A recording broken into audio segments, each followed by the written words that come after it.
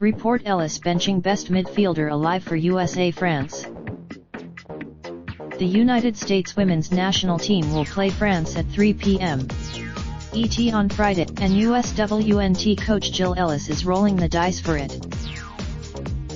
According to a tweet from Sports Illustrated's Grant Wall, who isn't wrong about these things very often, Ellis is not starting USWNT center midfielder and reigning NWSL MVP Lindsey Horan in the match, despite Horan being healthy and fit.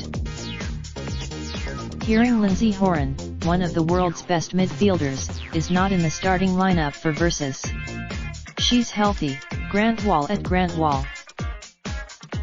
Ellis will keep the same starting center midfield of the last game against Spain, which featured Julie Ertz, Sam Mewis, and Rose Lavelle.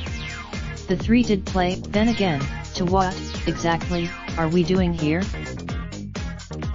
Horan is the USWNT's star, a box-to-box midfielder who's as good defensively as she is in attack.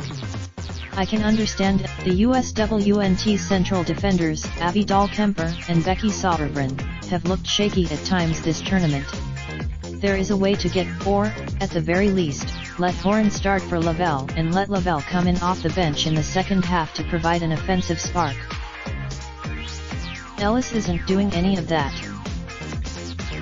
And the funny thing is, it might not matter at all.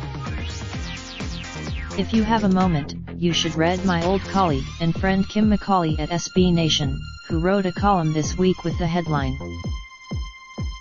The point of the article being the USWNT is so loaded with talent, so unbelievably stocked, that it doesn't matter that Ellis isn't a terribly good coach.